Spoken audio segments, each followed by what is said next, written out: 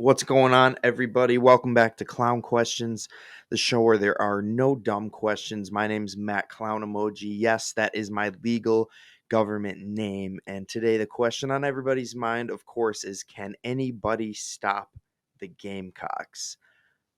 Maybe. We'll find out the question perhaps today on this episode of Clown Questions. Who's down to clown?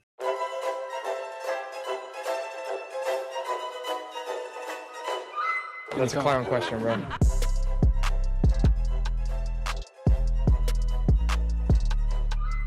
So, can anybody stop the Gamecocks? Camila Cardoso and South Carolina are looking to complete just the 10th ever undefeated season in the history of women's college basketball. Can anyone stop them?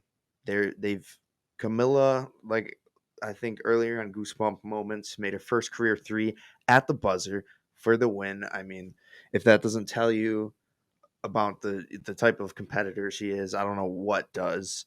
So can anyone stop her? Can anyone stop the Gamecocks? Perhaps. And my bandwagon Iowa fandom this year leads me to believe that Caitlin Clark is the one who can stop her because Caitlin Clark is her. Another person who might be able to stop um, the Gamecocks would be Paige Beckers, Paigey Buckets. If she, defeats Caitlin Clark, then she'll be a threat as well. And UConn and Gino Ariema, they have 11, championships, and Gino actually had 6 different undefeated seasons, which is just wild. And yeah, not to brag, but I got 3 out of 4 of my women's Final Four teams correct. The only one I didn't pick was NC State. Of course, NC State made it in women's and men's, as did UConn. That's the first time ever 2 teams have made the Final Four in both men's and women's, the same year in March Madness. But yeah, 3 for 4 on women's Final Four. I was 1 for 4 in men's. Shout out Zach Edey and the refs that he, is paying. Maybe no, of course he's not paying him. Zach Edey's got that NIL and soon to be NBA money, but he'll get those calls in the NBA as well. So keep the train rolling. Speaking of rolling, I'm gonna get nerdy here, but my question to y'all is Roll Tide Willie's bracket actually perfect? If you haven't seen, Roll Tide Willie made a bracket. He picked Yale in the first round, and he picked Bama every game to win the championship. He didn't choose any other games in the bracket. So, they've been following his bracket along, and Roll Tide Willie has remained perfect longer than anybody else. And the March Madness official account on Twitter or X, FU Leon. Oh, that was almost Elon. That was almost a dollar in F jar. I do owe one from the interview, but then I realized there were so many in the interview. It's just how I talk to my friends. So I feel like the interviews don't count. But my aunt, on the F bombs, my aunt's an attorney, so she could fact check me on the legality there. But I'll do it for when I'm doing this, but not for interviews, and certainly not for the Cash Call podcast. Sorry, Auntie. Maybe don't listen to that one. It's a little too explicit. But back to Roll Tide Willie. His bracket is technically not perfect. I hate to be that guy, but if you look here, and I'll put the bracket on YouTube to prove this. They have all the highlighted games that he won, including the Final Four game. But on Roll Tide Willie's bracket, he left the Final Four slot vacant. He had Bama in the championship and then Bama winning the championship, but he forgot to put Bama in the Final Four. So technically, Roll Tide Willie, you have one incorrect, pick so far.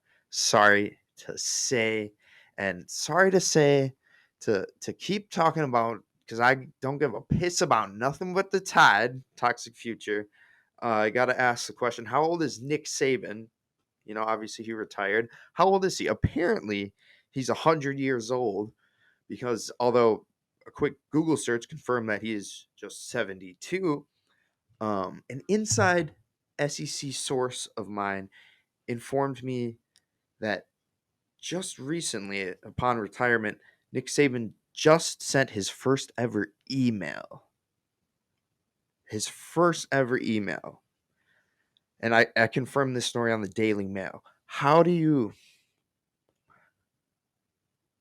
coach a team for decades without sending an email? I mean, I understand you'd rather talk to the players and maybe talk on the phone with them, but how is not a staff member or a player you wanted to talk about their whatever? It's just baffling to me. The guy's pure football. He didn't even probably know what email was until a month ago. So that's Saban, that's Roll Tide Willie, and that's because they don't give a piss about nothing but the Tide, as Drewski would say. And that's such a mean segue to go into. But why is the NFL interested in DJ Burns? This one's kind of offended me how they've talked about him in the media. Why are they interested? Because he's 6'9", 275, And if you look at the tweet on X, is it an X or a tweet? Um, we've got Peter Schrager saying spoke to and texted multiple scouts slash GMs about NC State big man DJ Burns as an NFL OT prospect, offensive tackle. Over the last 24 hours, he is listed at 6'9", but it's probably 6'7". A+ footwork, would get big turnout and potentially money if he participated in a pro day slash workout the week after the Final Four. Okay. Yes, you like his size, but he hasn't played football since high school. Why are we talking about this? Let DJ Burns cook.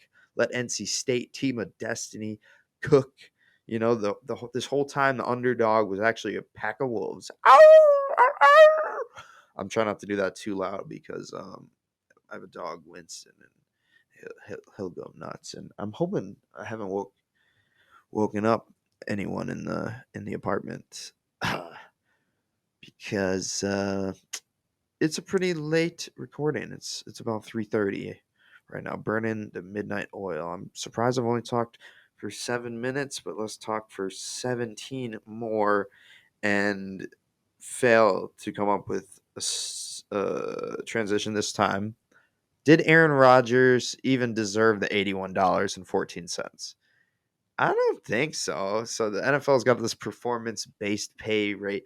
Rodgers played 4 plays, and he made $81 as an incentive for playing those 4 plays. He's making $20 a play, basically, is what that means. So I mean, Rodgers, get your bag, but you didn't deserve that $81. You had so much guaranteed money. Should have been 0 for performance-based play because your performance was absence this year. I shouldn't harp on Rodgers. He's one of my favorite players ever, all time GOAT and psychedelic connoisseur. But sticking with the NFL, are the Texans the new favorite in the AFC? Low key, prob def. No, I think the Chiefs are still the favorite in the AFC. Rasheed Rice or not. But Texans are looking scary. They just traded for Stephon Diggs. He gave a second round pick to Buffalo for him.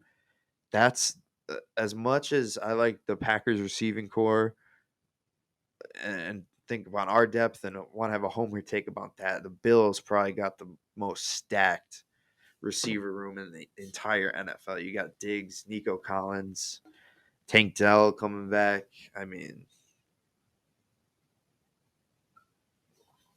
that's a formidable group for sure. But the weird part about the Diggs news was that apparently they quote unquote wiped out the final 3 years of the Stephon Diggs deal, meaning he'll become a free agent at the end of this season. I don't get why they wiped out his deal. That doesn't sound like a great deal for Stephon. It's like, how much guaranteed money are you missing out on by them cutting off 3 years? So I don't know. Hoping Stephon has a bounce back year and really shows people, that Minneapolis Miracle type magic he's got, and and you know hopefully teach me some posture as I ask my next question. Is Joel Embiid back? Apparently.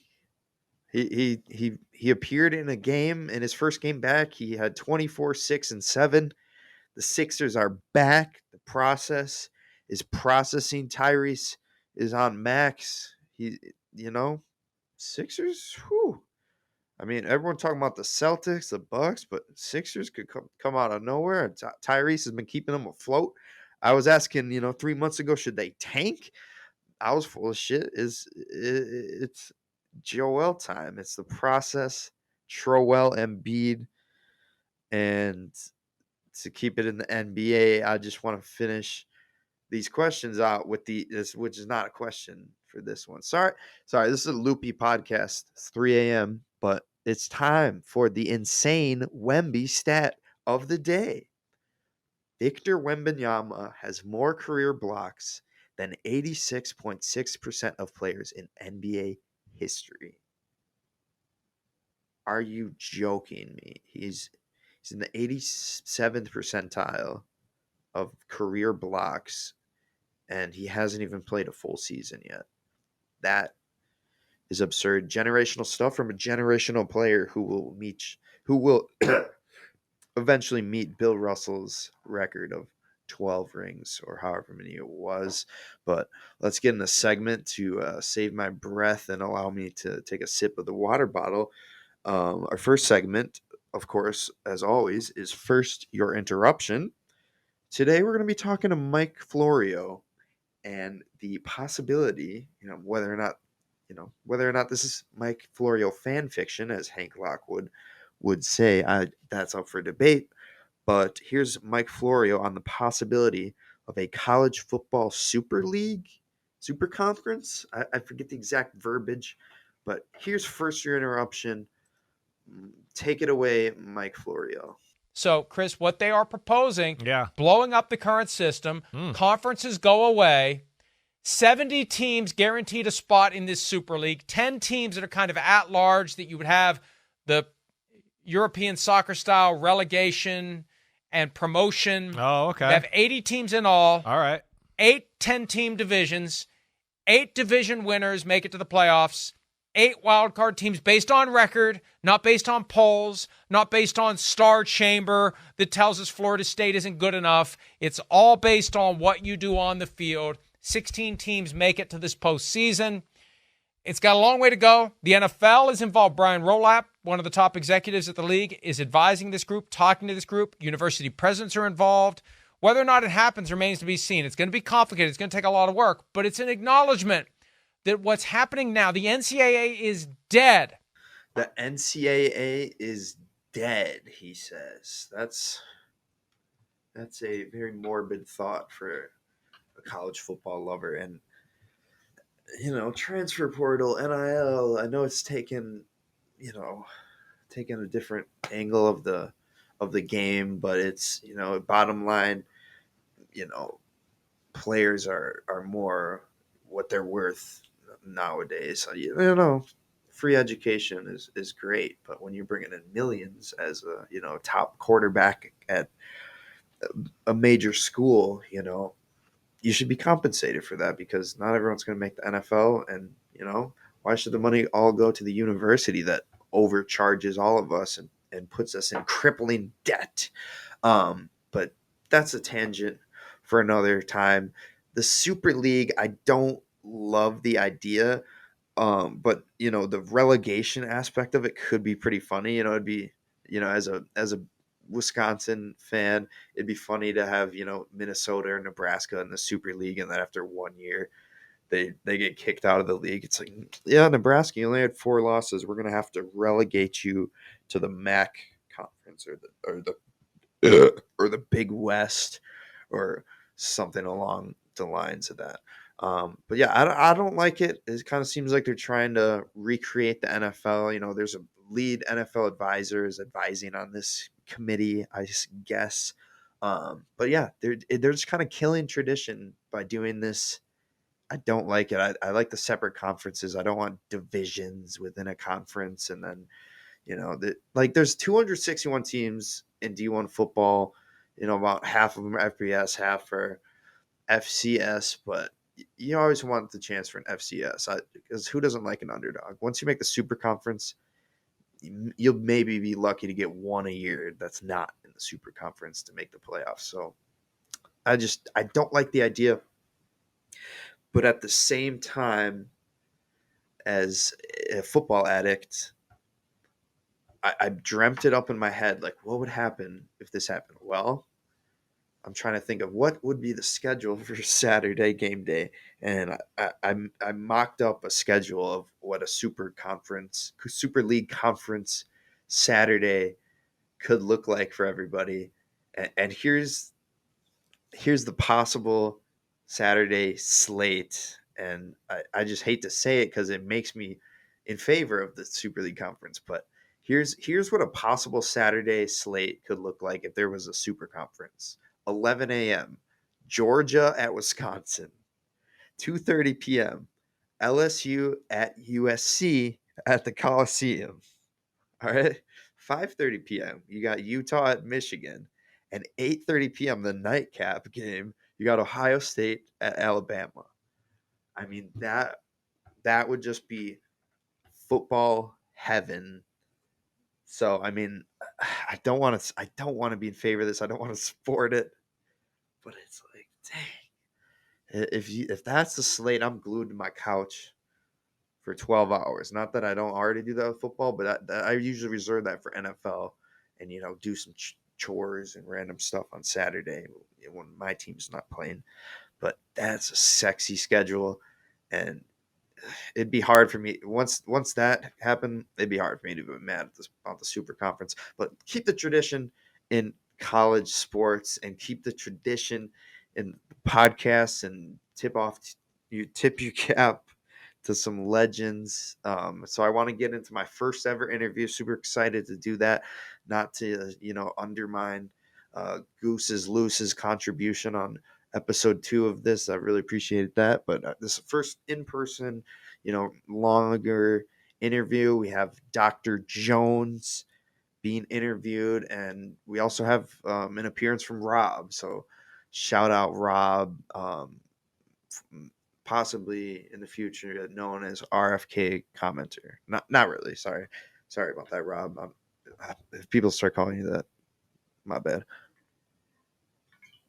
But anywho, here's the interview. Dr. Jones and Robert. Welcome to the first ever official Clown Questions interview.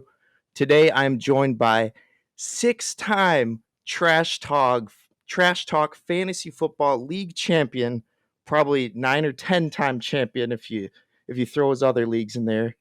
It is about to be another one once I beat Rob over there off camera. That's facts. We got big time basketball matchup going. But I didn't even finish the introduction. It is Dr. Jones. We have Rob watching in the corner creepily. So we'll get Rob in here in a second. But Dr. Jones, we want to start with you. Thank you so much for being on the show, thanks man. Thanks for having me. Yeah, I'm really hyped to get into a real interview and maybe talk about the cash call a bit. But I want to start with Dr. Jones, your name, your legacy. I should already know this because I've known you for a while and I've known that moniker forever, but where did Dr. Jones start? What was the origin of that? I know, Jones is... So, it does date back to Indiana Jones. And right. There's this kid that we went to middle school with named Richard. Oh, and he had all Richard. Developmental behavioral issues, but he was entertaining, to say the least. Good dude. And on the bus, he would always go, Dr. Jones! Dr. Jones! And I don't know. He was the first one to start calling me that. And really? Okay, I repeated that. I forgot about that. I repeated that to my buddy Killer at work, and then he's like, "Oh, sick! I'm just gonna start calling you that." And then everyone was calling me that at work, and pretty much stuck. I'll take it. That's amazing. I completely forgot about that. Shout out Richard if you're watching. Yeah, Richard. Or listening. Big Rich. Big Rich. A Rich on the cold snow. But so I want to talk about day one of March Madness. You came over, Nemo came over, some other dudes came over. We watched March and we got pretty hammered. I want to ask you about to protect our parks, or at least the attempted protect our parks. You know what I'm talking about, right? Yeah. You weren't that hammered. That podcast would basically be the equivalent of Shane Gillis drinking the amount of beers that he consumes during the podcast before the podcast and starting recording at that time. Ill-advised. I think eventually our Patreon, which does not exist. He kept saying Patreon during that. I didn't know what the fuck. He's like, I'm only doing it if it's on Patreon. Like, what are you talking about? There's a paywall. You know, it'll be a hidden episode released at a later date, I'm sure. Yeah, sure. But okay, so I have to ask. And I'll put $1 in the F-bomb for this, but like, were you fucking with me? Because I think you might have been fucking with me during that, because it was actually Nemo's idea. He was like, oh, we should do a podcast. I'm like, it's 2 a.m. You guys really want to do a podcast? He's like, yeah, come on, let's go. And then Dr. Jones in the corner keeps going, go, Matt, go, Matt, go. And I'm like looking at Jones all weird. I'm like, so you guys want me to like set up the shit? And I only had one microphone at the time, so I like set up all the shit. Jones like, go, Matt, go. He's like cheering me on the whole time, but it was like, it probably took me like half an hour minimum to set all that shit up. Like the other, Stu and fucking Nemo were asleep. I was like, how funny would it be if they woke up in the middle of the podcast? But I'm honestly convinced you were fucking with me, because like I feel like you realized way sooner than me that shit was never gonna air. It was never. It had no legs. I had belief, but it was fun, and I'm sorry I made you go through all that effort of setting it up, but I figured a little "Go Matt Go" chant was the thing that you needed. You're hyping me up. I was like, fuck yeah. Yeah, you know. But okay, so obviously clown questions. You can't see the sign, but cash call is the main thing I want to talk about today with you. So first question about it is, in today's socioeconomic political state, should we still spell it with K's, or is that just a bad idea? A letter is a letter, and if you read too deep into it,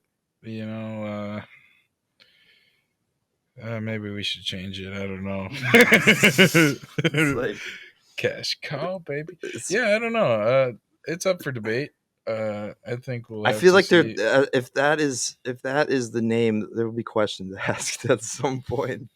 Someone will ask. There's no third K, so as long as we don't add another letter or another word to the cash call, just keep it to 2. But we should tell people. You got to differentiate yourself somehow. It's true. Well, can you at least tell people why it was spelled with K's rather than C's? It's different. We're blowing KK, dog. Okay, there we go. We're smoking KK. Doc was gonna hang me out to dry there. So this is your idea. No. Okay, we're smoking that KK, right? Yep. Okay, so with the cash call, I was curious, just like broadly, like, do you have any like specific ideas for it, or like any segments? I think like one is kind of obvious, is like the call-in segment. It's a cash call, get whoever on the phone. But I was wondering, like, I don't know, what's kind of some of your perception and ideas for our upcoming show. We did do one on Buzzsprout, but it's been a fucking minute. Yeah, so it's gonna be tough. We're going to have to adjust with the sports and what's going on at that moment. Right. So I'm gonna have to research some baseball stuff because that's gonna be this summer. Yeah. I'm pretty hyped on the Brewers right now. We were undefeated almost for a little bit Almost. there. Yeah. Lots of new young guys coming in. And in terms of the call aspect, I like to call my friends all the time when I'm delivery driving, and I feel like I have a mini podcast all the time, just going in my car. And I've just constantly thought like, wow, if I cash was car. recording this, I could totally get some pretty good bits and content out of some of this stuff. So I don't know. I think that was kind of the idea. Just talking to friends and riffing and seeing where we can go. There's usually a lot of nonsense in between that as well. But Yeah. I don't know. No, that's facts. And like if you don't know Dr. Jones, Rob knows him well. I know him well. One of the funniest kids you will ever meet. So I'm really glad we're gonna get that shit rolling soon. And I wanted to show you maybe the theme song here. Maybe get your thoughts on it. This is just a theme song I created for it today.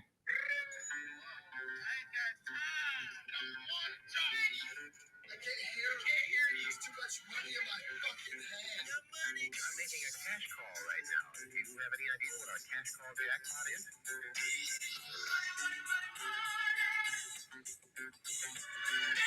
That's it.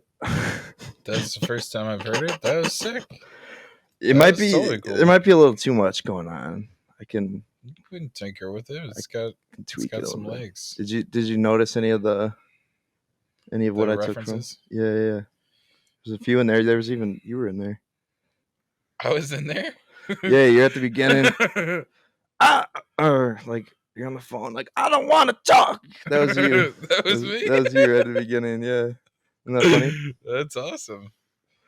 But yeah, no, Johnny Manziel was in there, and that's awesome. Some good My guy team, baby. And then I found like a grainy radio call of that guy. But sorry, I'm basically jerking myself off here showing you that. But no, that was sick. But aside from that, would you like to play a game? I have a game prepared. I've been led astray before. I need the rules of said game before I agree to anything. The rules are simple. The game is called Pass or Play. Okay? Yeah, I'd love to play. I don't know if you're familiar, but I give you a topic, and you either pass on the topic, or you play. You say that plays or whatever, and give your thoughts on it. So you can either P Diddy pass or play. P Diddy is not one of the topics, but hard pass. Ain't no party like a Diddy party. That LeBron clip. Yeah, is never. Yeah, it's never. What do you have to say, Matt? Is the Bron sexual? I don't think. Okay, I'm gonna defend the Bron here. I think sexual misconduct or not, any Diddy party is gonna be crazy. I'm sure the clean ones that he invites the reporters to and are fairly public. I'm sure the same shit wasn't going down at the party LeBron was at. And if it was, then I have a few jerseys to burn. Let's do it, Jones. Pass or play, all right? Pass or play Rajon Rondo to the Hall of Fame. He just retired. I'll play. I think that it's the Basketball Hall of Fame. Mm-hmm. So it's not just the NBA. You get players in that's right. that played in other leagues, and I don't know. Where did he go? Do you know where he went to college? Kentucky? Rob? That sounds right. All right, Rob, you're a producer. You got to Glock. That's a 9. Rajon Rondo. Rondo. Jamie. We got to get Robin. I don't have any questions for you. I'll be honest, but we got to get you in here. Oh, actually, I have one. I have one. I think it's actually pretty easy to make it into the Basketball Hall of Fame. Oh, hot take. Well, I just saw someone just got inducted for like the third time. Kentucky. It was like Pat Riley got inducted 3 different times or some shit. It's like player, coach. Well, I just feel like there's. Like, sometimes you have some good names and stuff, but with how long players are playing, you have a couple down years where someone can sneak in there. I don't think he's a first ballot guy. Okay, I was going to ask that too. But you think he's in there? Yeah, I think he'll get in there. Shout Championship. out Rajon. Playoff Is rondo, it dude. Rajon or Rajon? It's Rajon. I don't know. That's a good question. Let's move on. All right, pass or play. Brock Bowers is available at pick 25 for the Pack. I think if you're Brian Gutekunst, I think you go best player available, and if he's there, you take him. I don't think he'll reach that far down though. But you know, Yeah, I don't know. would I totally saw- take him. I You saw can a never mock have enough draft. playmakers on your offense. do we have too I mean- many tight ends then? No. You can be like the Patriots with Gronk and he who must not be named. But all right, let's go. Let's go to the next topic. Pass. This one's fucking stupid. Pass or play. Caitlin Clark.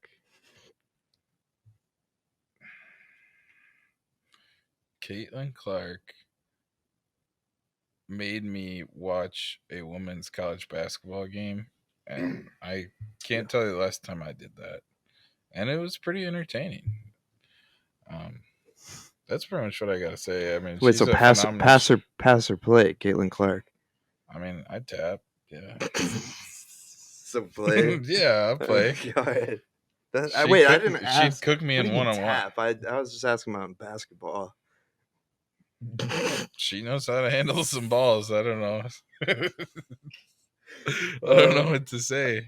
Let's keep talking about college basketball, but we can move on. I don't know what you're getting at, man. I'm just I talking was about. just I'm wondering talking about what you thought her- about her as a basketball player, and you meant like you'd tap her shot in, you'd get the rebound. Yeah, in. you know, I Right. I rebound for her Of all day course. at the park.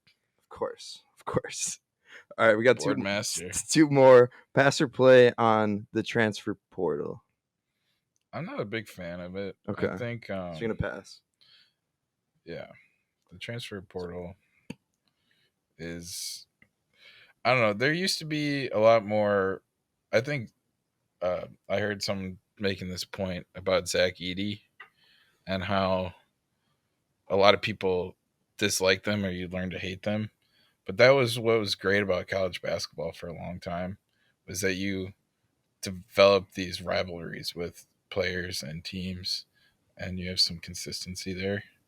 Whereas people are just hopping all around, seeing. I'm all for the NIL and people getting paid, but I think there needs to be a balance. I know Nick Saban was talking about how it's really affected how the meetings go with these players when they're recruiting them. They just have a different attitude. They just yeah, and they just want to know who's going to pay them the most amount of money. You know? Yeah, they're not even talking about they're walking in there with business questions. Like, Yeah, it's less.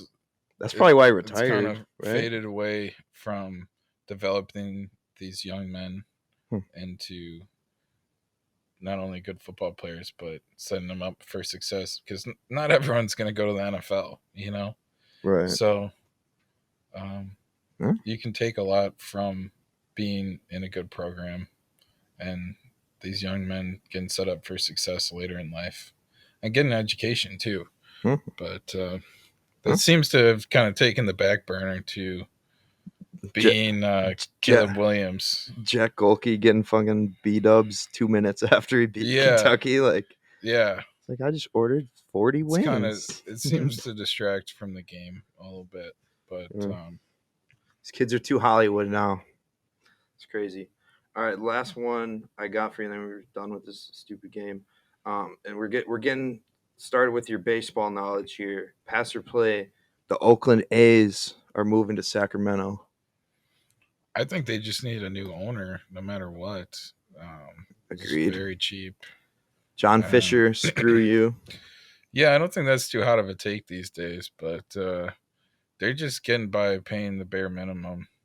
And that's the thing that I'm not as versed in salary caps and stuff with baseball. I don't understand that at all. Well, baseball's like the one where it's uneven, where the Yankees got 300 mil, the Brewers got 60 or whatever it is, you know. But he's going to the bare minimum, trying to pay the least amount to his players and not really trying to compete. Yeah. And it just it sucks. It's like being in a fantasy football league and people just stop setting their lineup. You know, it just kind of takes away the fun of it. Well, yeah, and 'cause there's a conspiracy. They're like sending all their good players down to the minors and shit. It's weird. that is weird. I wish I was more knowledgeable about their actual movement, but Yeah. it's unfortunate. There's a whole conspiracy that like they were supporting this bar that was opposing Fisher, and the players were wearing like bracelets from the bar. It's like all these players wearing bracelets just got sent down to AAA. I don't know. It's weird. I don't trust John Fisher. I don't trust athletics. I don't trust any of that. Yeah. Front office. But yeah, that's the end of pass or play. I only got really a couple more questions for you, and we gotta get. I gotta think of some questions for Rob too. But we got. So I wanted to talk Packers. I want to talk Bucks. We'll start with the Packers. I'm wearing Devondre Campbell jersey. I guess the first question I'll ask is, obviously Aaron Jones is the most notable example in recent past, but do you think like Green Bay has like a problem with like how we treat, our veteran players on the way out, especially, players like Aaron Jones or Clay Matthews or like guys like that were so, such a big part of our success. Do you think we have a problem with how, I don't know. I think as an organization, we are constantly looking toward the future. Mm-hmm. And I think that is what created the team that we have now and the super quick turnaround and the amount of success that we've had continuously without the low lows. And like this year, I didn't have huge expectations and they Rebuild. were blown out of the water. Mm-hmm. And so it sucks. I know Aaron Jones specifically is not only a good football player, but he was a great locker room guy. And that's the type of thing that sucks to lose. Mm-hmm. I'm fine with moving on from people and the next guy up mentality and the success that they've had in the later rounds in the draft.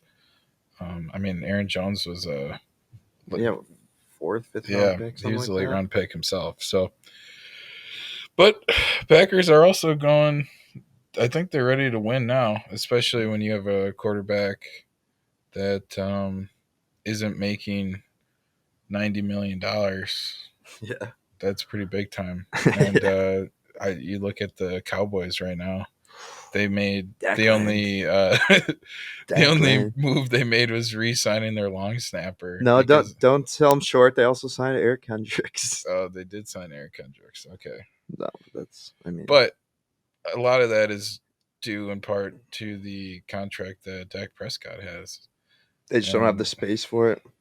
Yeah, it severely limits your upside. So taking advantage of having good young players on rookie contracts like our receivers before they get these huge paydays, that lets you fill out the rest of your team. Right. And sign a luxury piece like Xavier McKinney, where safeties are getting cut and Josh not Jacobs. Getting paid notoriously throughout the league. But when you have the luxury to sign possibly the best safety in the entire league because you have money available is sorry, I feel like I kind of got off topic from the departure of people. It's all right. I was gonna go off topic in a second, but go ahead. Yeah, no, it does suck. I mean, I don't know. I'm probably just being emotional because I have Aaron Jones jersey. You know what I mean? Yeah, no.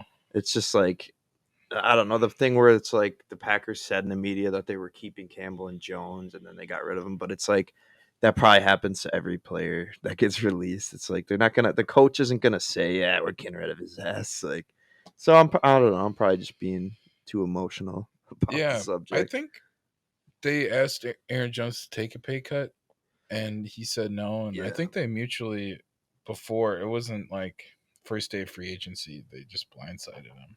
And now Aaron's on his fucking petty streak. He's like, I don't even know who's on the Packers roster. It's like, all right, bro. It's like the same team. It's like you knew these guys for 6 years. Yeah. But, I mean, classic Vikings taking all of our washed players. They can have them. Aaron Jones isn't that washed. Yeah, he'll be good for the 7 games he plays next season. But Okay, I'm I gonna don't- I'm gonna move I'm gonna move off the Packers for a second. Give my boy Aaron Jones a break from the Heat. I'll get back to Packers in a second, but I mean today breaking news, or maybe yesterday, Stephon Diggs gets traded to the Texans. Did you see what they did with his deal? What did they do with his contract? So I guess he had a 4-year deal when they traded him, but I kept seeing the phrase "wiped out." Apparently, they quote unquote wiped out the last 3 years of his contract, so he's a free agent after the season. So that was weird to me. Interesting. But Texans are gonna be Yeah, it's funny when those contracts come out, people always go 4 years, this amount of money. Jacobs, 48 mil. You have to look at the guaranteed money, Mhm. and I'm sure there was something in this contract to where, but it's a prove it year for Steph, and he's had some down seasons. I know Yeah. he's in his 30s now, right? Correct. Probably, yeah. I mean, I he think was so. Minnesota. And I know they had to change the offensive coordinator, and that was pretty directly related. But the thing I'm actually most excited for is Dalton Kincaid. I think he's Is gonna- Dawson still there? They have Dawson Knox as well, and The then Bills, like, they stripped their roster though, dude. I mean, I guess Dalton will be fire in fantasy, but I feel like the Bills kind of went backwards. I don't know. Yeah, they got rid of Tre'Davious White as well. Poyer too, I think is Poyer. gone. One of their O linemen too. I think Clinton Dix might be. Clinton Dix is on their team. No, he's coming out of retirement. He's coming back, That'd be and I'd gonna get sign. a Bills Dix jersey immediately. That would be so sick, actually. Dude, Haha is one of my favorite guys ever. But yeah, I guess back to the Packers. Big picture, how you feeling about the team? What are your thoughts about the upcoming draft? And maybe you can get into what do you think we should pay Jordan Love I or think guarantee him? This is the first year we can say we don't have to draft a wide receiver, which is awesome, and it lets you, like I was saying before, fill out positions, luxury positions, and I'd like us to get another interior offensive lineman. I was really impressed toward the end of last season. Yeah, we lost Runyon, or did we lose another guy too? Yeah, Runyon's I think out of there. Yosh Nyman is going to be gone as well. We probably need some depth at tackle. It's Rasheed Walker's season. Rasheed Walker's sick. Zach Tom, right, the right tackle, he played really well. But yeah, I mean, it'll be nice that we don't have to. Again, it's Brian Gutekunst, so if somebody falls, If Xavier Worthy's there, dude, taking the fastest guy ever, or is he John Ross 2.0? I think he does a lot more for a team with his speed than Ross? his stats will say. is Oh, all I'm Xavier, gonna just say. because he's They're usually safety's got to play yeah. deeper and okay. See what you're But Jay saying. Love could air it out. But yeah, we'll see. I don't know. I just I just hope Christian Watson can be healthy. yeah, that would be huge. I mean, even going down to like Bo Melton, I think he played very well toward the end of last year. Malik, I mean, we got a lot of guys. I think we have the deepest. I think we have the deepest So, receiver core in the league. Yeah, honestly. I'm excited about our new defensive coordinator as well. Okay. Yeah. Jeff Hafley. Greg Heffley. You're- Right. Yeah. Yeah. No, Jeff. Sorry. No. I don't know. But yeah, that's Packers talk. No more break don't or bend don't break or whatever. Yeah, whatever. Yeah. Joe Barry. Joe Barry, man. But Poker yeah, Barry loved we'll him. see. But yeah, no, I think Joe. We definitely need. I know we signed Keyshawn and said he's gonna be the starter, but I'd like some competition in the nickel spot for him as well. You want some competition in the return spot? No, I'm just kidding. No. Well, we'll see what the returns look like this year with the rule change, but I think we'll have more returns than we did last year. I think it's a good thing, and the only reason I think that is because after the rule got announced, Keyshawn Nixon posted on Twitter. Is like that meme of the guy in the yellow suit going like. So Keyshawn seems to like the rules, so if he likes it, should be pretty good. I think, yeah. I mean, you saw the Steelers go out and sign Cordarrelle Patterson. Yeah. Everyone needs a good returner. I mean, it's gonna be bigger. There's gonna be more returns than there has been. And I think it will change the. We'll see, because it could change the type of player that you have returning as well. Mm-hmm. I saw some stuff like, imagine Deebo Samuel in that, just yards after catch, breaking tackles type of deal. Right. But we'll see.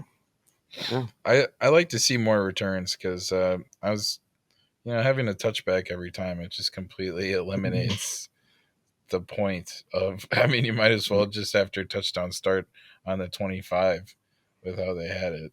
But we'll see what the XFL rule brings. But enough about the Packers.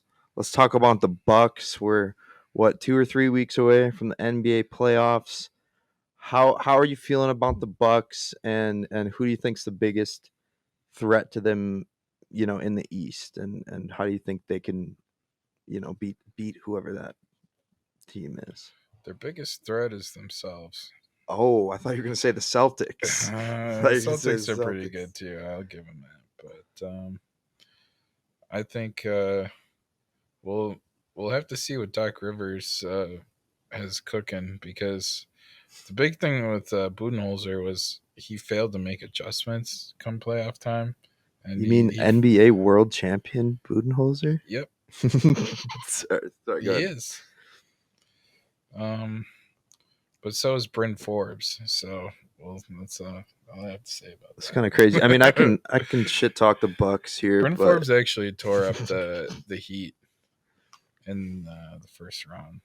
But no, I mean, it's just crazy what that team's gone through. You guys have had like 3 coaches in the past year. Like, I mean, it's a lot. I mean, it's a lot to go through, and Damian Lillard himself doesn't solve that problem like you're saying. Yeah, I think a big X factor will be Brook Lopez. We'll have to see how he plays, and if he can hit his threes at a pretty high Splash Mountain. Yeah, I'd like him to maybe take a step in from 8 feet behind the 3-point line, but yeah, maybe get some boards down low, a couple layups. That'd be cool. He actually just had a double-double as his first one since February, I think. So, but yeah, I mean, obviously beating themselves aside, I mean, not to jinx anything, but do you think this is a Bucks team that can win it all? I think you'd be foolish to think that a lot of teams, a team that has been there and done that and had the success, it would be foolish to count them out for sure. Right. But a lot of it depends on their first round matchup. We have had trouble there in the past. I really don't want to play the Heat, even though we're a better team than they are. I don't know. They just have our number. It's like the Packers and the 49ers in the playoffs. History seems to repeat itself, unfortunately. Yeah, you guys better hope you don't play the Heat, right? Yeah, but I think the Cavaliers are pretty good. They can match up well with Jared Allen and Mobley. They got some size, and their backcourt, Garland and Donovan Mitchell, can catch fire at any time. Huh?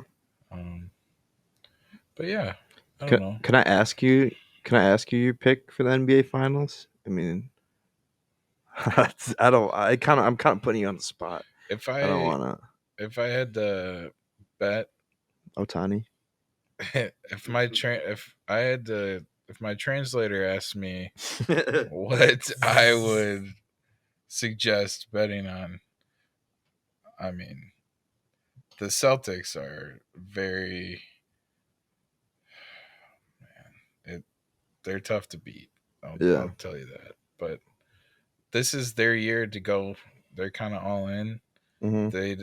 I don't know if they'll be able to afford their team going forward and bring those guys back. Have to trade one of the big two. So I think they'll keep those guys, but being able to pay Derek White, Kristaps, and Drew Holiday is easier said than done. Right. So this is their year to go after and get it, and I think Joe Mazzulla is not a great coach, though. So we'll see.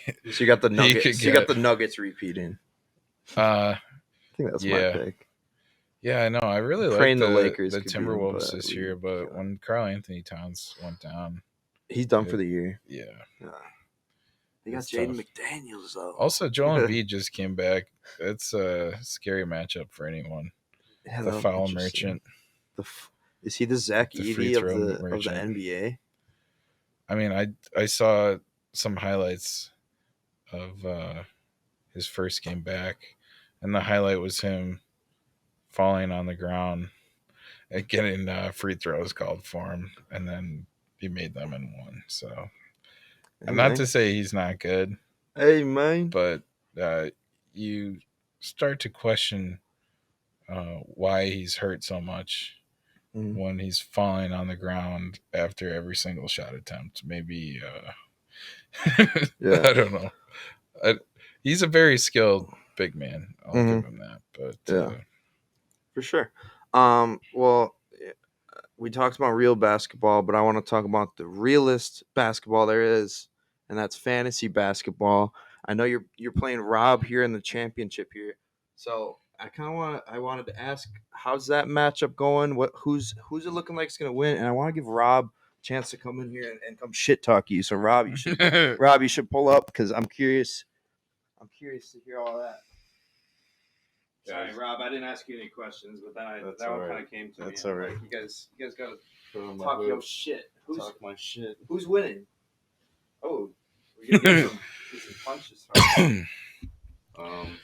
So, yeah, fuck all this reasonable takes. I'm taking them down. Let's get some hot takes going. My bad, y'all. My boy Kawhi Leonard is out for the week. The NBA's got some issues with their putting their injury reports out. But it's always interesting having the playoffs at this point in the season. I know we do them early in football for this reason as well. It's just teams are either eliminated or they're comfortable in their seating, so you end up getting guys resting or minor injuries getting shut down for the season because they don't want to rush them back, and you're really playing for nothing. Yeah.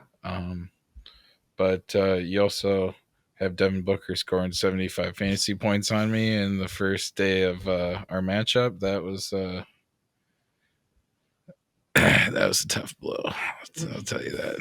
I had to turn the game off. I was getting so frustrated. Wait, so who's winning right now? Rob has more points on the board currently. I think he's projected to win if he swaps out Kawhi Leonard. But yeah, we got Zubac Shakur in there instead of Kawhi, and then we got to rely on Pascal Siakam and Bradley Beal, which is not a fate I'm looking forward to. I think Dak Jones got a couple of studs left in his lineup. It's really anybody game, and I don't know, this time of year it's just fucking shit luck, and you just gotta hope and pray. Yeah, in our format, we pick one game a week for players to get points from. So sometimes you get lucky and you pick the right game, and they tell you their projections, but they're not always accurate. I'll tell you that. And I was riding Jalen Green throughout the playoffs here, and he's gone like 4 for 30 in the last 2 games, so it's pretty tough. But we're out here. We still got some faith, I think. Yeah. I'm just glad that my hit on Kawhi Leonard went through. Got paid off. him and Darius Garland.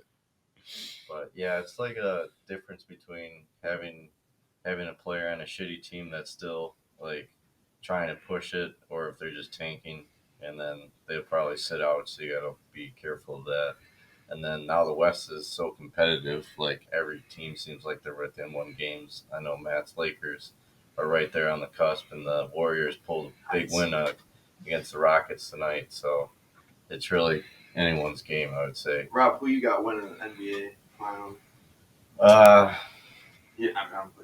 Yeah, I agree with you guys. Celtics are formidable, but I think the Celtic chokers might come out this year. I'm hoping. I'm gonna stand on business and say that they're not gonna make it to the finals. Somebody out of the East is gonna beat them, and I'm really hoping it's the Bucks. And then the Nuggets are nasty out there in Denver. High altitude, they're gonna have possibly the home court advantage, but I don't know. The Suns have been nasty, like Connor was saying. Devin Booker is playing really good this week. If they just catch fire, they could be sweet. And I love the Timberwolves defense.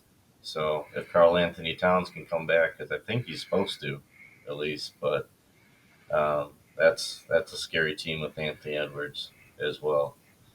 Yeah, the big thing with Minnesota that I liked about their lineup was in the past against Rudy Gobert, teams would go small to stop him, but you can't go small when you have Karl Anthony Towns and Gobert out there. You'll just get absolutely destroyed. And yeah. I know playoff basketball is a totally different animal as well. We'll see how the fouls get called. Oh, yeah. I feel like ever since the All-Star break that they've told the NBA officials to tone it down on free throw attempts and foul calls and stuff like that and try to let everyone play through the contact. But it's really anybody's game at that point. See what's going to happen. Yeah, injuries are always a factor. You never know. Yep. But yeah. Yeah, I just got one more question to go here, pretty much.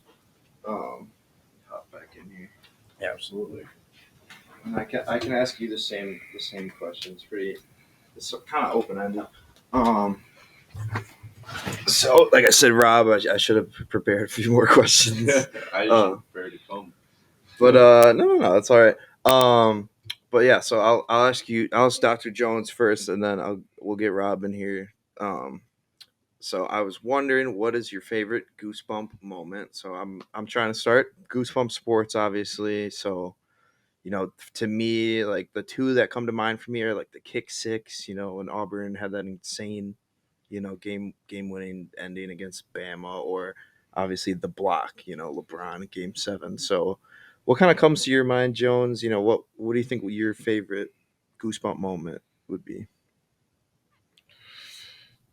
I mean, the first one that came to my mind is Cardiac Kemba Walker. I mean, that's just, for me, that was very iconic. Almost everybody, even people who didn't watch college basketball a year, or everyone knew who Kemba Walker was after that point, and yeah, it was an insane run. He won the championship right after, dude. Cardiac Kemba. No, that one's awesome, dude. I think the announcers play a big fact as well into Absolutely. these moments and their iconic, lasting legacy for sure. Yeah. No, dude, the biggest thing that pisses me off about that is, the helmet catch of David Tyree in the Super Bowl. Joe Buck's call sucked. He was just like, and it is caught by Tyree. It's like, bro, I just made an insane catch. Why aren't give you us some props here? Why are you freaking out? Ray Allen for the Heat. Bang! That was insane. Just carrying LeBron to a title. He's my savior. Ray Allen's my savior. Dude, I have that call memorized, dude. Oh my gosh. I'll spare you. I knew that would resonate with you for sure. Yeah, of course. No, but Cardiac Kemba, that's all time, obviously. But Doc, I just want to say thank you so much for coming on, dude. I really appreciate it. And then I'm gonna kick you out here for Rob, so I can ask Rob the same question. But dude, get in here, thank you so much for coming on, and let's get a cash call going. Yeah, this I'm week. gonna get a little more adjusted to being on camera. Try to maybe prepare in the future a little better. Yeah, but it's fun. Cash call coming soon, baby. All right, Rob, get your ass in here, Rob. And I think you've had a little bit. Sorry, you got a little bit more time than Jones to think on it. But I'm gonna ask you the same question. What's your favorite Goosebump moment, or what are a few that come to mind? I'm biased, but as soon as you said it, the first one that came to mind was knocked away and stolen by Holiday, and Giannis for the slam. That's the best one. The Valley Oop. The real one. that. Yeah. Yes. That sucks for DeAndre Ayton. That like he had the fucking buzzer beater oop, and then not 2 weeks later they're like, that's not the Valley Oop. Just stole it away. That ain't the Valley Oop. After being down 2-0, just came back, and it's iconic. Suns blew a 2-0 lead. I forgot that. People got to remember. But Rob, thank you for coming on as well. For having me, man. I gotta have you on for a full interview, not just Jamie'd out in the quarter. But we got. I appreciate you coming on, and right. I know you work in the morning, so it's kind of a late one for you. Yep. But I appreciate your time, man. Yep, I appreciate being on Clown Questions, and subscribe. Let's Get go. out there. Hey, thank you, Rob. Once again, thank you, Jones. Thank you, Rob, for coming on the pod. Really appreciate it, and looking forward to the Cash Call coming soon, baby. Subscribe at Cash Call Podcast on all platforms. All right, and that's spelled with K's because we be smoking that KK. But let's get into the top 10 Goosebump moments of the week, starting off hot with number 10. We got Jonah Heim, opening day for the Rangers against the Cubs. Walk it off. Someone needs to tell me the backstory because the announcer says redemption. Here's the call. Jonah Heim, number 10 moment of the week. But now Heim has a chance at redemption. The infield moves back. And he rifles one to right center. He is going to get the redemption. Heim walks it off. The Rangers win the opener. Baseball. Unbelievable.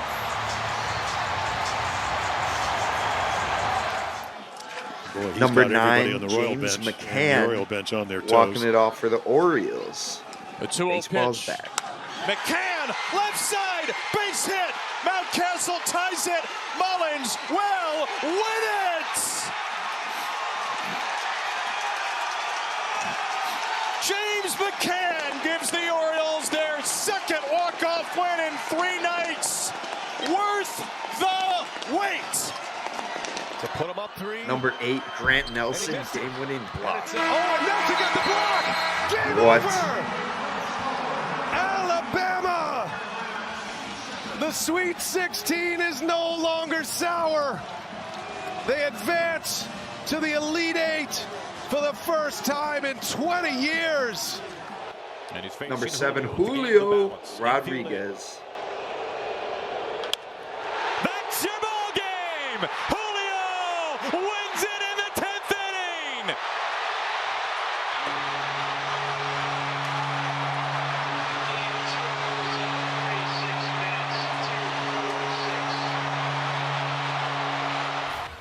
Number 6, Victor Wembanyama, clutchness. Wemby fires for 3. Got it! Oh, Mama Wembanyama! Spurs What a call. by 4. Everybody up now. He's got 40. We knew it was coming. Career night for Victor.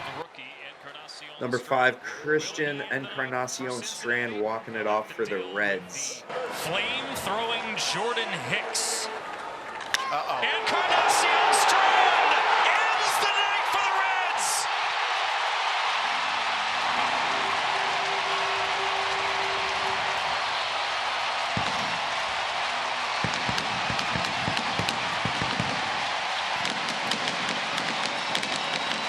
Another magic moment Number 4, Alex Verdugo walk-off diving catch for the Yankees. Line into left field. Here comes Verdugo. Dives, and he makes the play, and the Yankees win. Ball game over. Yankees win. The Yankees win. Number 3, Jake Bakes, 64-yard game-winning field goal twice for the Michigan Battlehawks. Twice. That would have been good, but the Battlehawks called timeout. 64-yard try for the lead. Good snap, good hold, line drive, kick, and it is good! A star is born in the UFL. Jake Bates, 64 yards. Number 2, Kyrese Willingham for Minnesota State in the championship. Oh, he hit it! Point six! The younger, bigger, left-handed of the Willinghams drains it. And there was no question. He was ready for the moment. It was challenged beautifully. Great D, better offense. And number 1 moment of the week, Ronel Blanco with a no-hitter.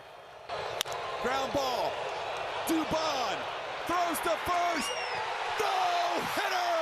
Ronel Blanco in his 8th career start. The 30-year-old makes magic on April Fool's Day. Ronel Blanco has thrown the 17th no-hitter in Houston Astros history as the Astros defeat the Toronto Blue Jays 10-0. Hope this pod didn't go too sideways. Thanks again, Doc and Robbie, for being on the show. And let's get into it. The final 4 picks, my final 4 picks. I guess I didn't do a women's one, but give me Iowa, give me South Carolina, and give me Iowa over South Carolina. Someone does stop the Gamecocks, and it's Caitlin Clark. Real quick, men's final 4 picks. Give me UConn minus 11.5. They're a wagon. Roll Tide Willie didn't pick Bama, which makes me think they're not going to win. Roll Tide Willie forgot to pick them. So UConn's going to cover. They're going to win by at least 13. Keep steamrolling opponents. In the other game, give me NC State plus 9.5. I don't think they're going to win. I'll take Purdue money line, but I think NC State keeps it within 10 points. And in the championship game, we got UConn, Purdue, and now we have to play guess that line. My guess is the line for UConn Purdue championship would be around UConn minus 4.5. Maybe I'm way off. Sports scientists in the comments, let me know if that was a terrible guess for that line. But in that game, I'm going to take UConn minus 4.5 over Purdue for the championship. In previous shows, I said UConn can't do it. They can't repeat. Now I think they will because I've been holding strong on that take, and they just look better and better. They haven't, lost a step at all. UConn has abided by the if it ain't broke, don't fix it rule, as they've steamrolled every March Madness opponent they've played in the past 2 tournaments. However, in the case of a busted bracket like my own, if it is broke, fix it. Huskies by 90.